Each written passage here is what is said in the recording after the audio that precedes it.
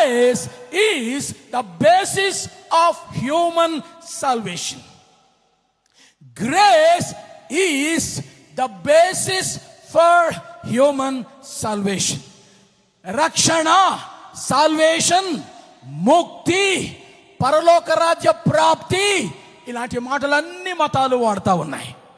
కానీ ప్రియులారా, ఈ రక్షణ గురించి ఒక్కొక్క మతం ఒక్కోలా చెప్తోంది. ఒక మతం అంటది, నువ్వు 4 ఏళ్లకు ఒకసారి వచ్చే నీళ్లలో మునుగు, నువ్వు డైరెక్ట్గా వైకుంఠమే అంటది.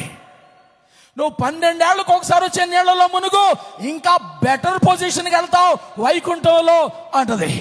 120 సంవత్సరాలకు ఒకసారి వచ్చే ఆ 3 నదుల సంగమంలో 3 మునకలేసిలే, నీకు డైరెక్ట్గా ఆ దేవుని దగ్గరకు చోటు దొరుకుతుంది.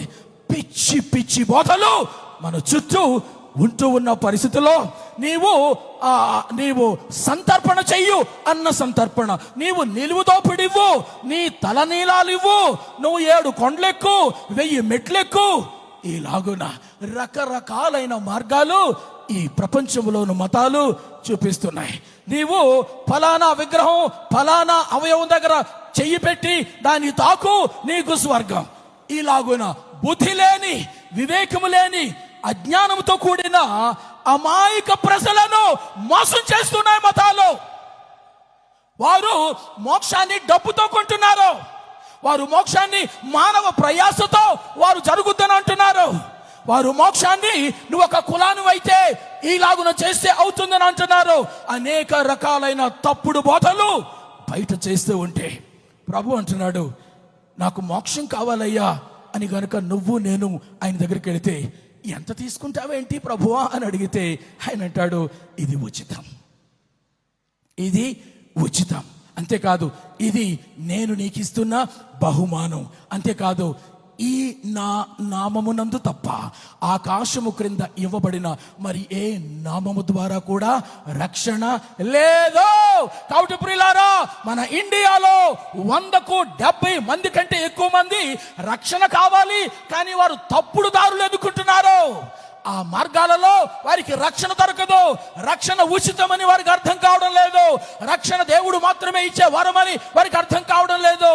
రక్షణ అన్నది ఆ కృప యొక్క ఆధారము, కృపను బట్టే మనకు రక్షణ అని వారికి తెలియడం లేదు.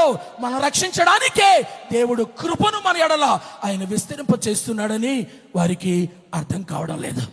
ఈరోజు నువ్వు మారు మనసు పొందిన విశ్వాసిగా ఇక్కడ నువ్వు నేను ఉంటే, మన పూర్వస్థితి, మన ప్రస్తుత స్థితి గురించి బైబిల్ చాలా స్పష్టంగా మాట్లాడుతుంది. కీర్తన 51:5, నేను పాపములో పుట్టిన వాడను. రోమా 3:9, పాపమునకు లోనై ఉన్నవాడను. 1 యోహాను 1:10, పాపము చేసిన వాడను. రోమా 3:20, నా క్రియల వల్ల నేను నీతిమంతుడిని ఎప్పటికీ కాలేను. రోమా 6:23, పాప ఫలితంగా మరణ పాత్రుడను. ఇది మన పూర్వస్థితి.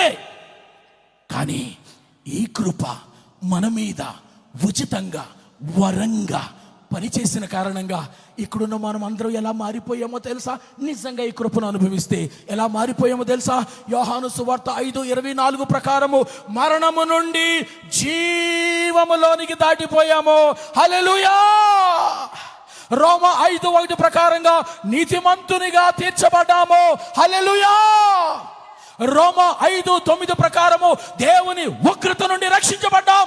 హల్లెలూయా. యోహాను సువార్త 1:12 ప్రకారము దేవుని బిడ్డలమైపోయాం. హల్లెలూయా. యోహాను సువార్త 3:16 ప్రకారంగా నిత్య జీవాన్ని పొందుకున్నాం. కాబట్టి ప్రియులారా, ఎలాంటి వాళ్ళం ఎలాగునైపోయాం? దీనికి కారణం దేవుని గుణమైన కృప, ఉచితంగా మనకివ్వబడిన కృప.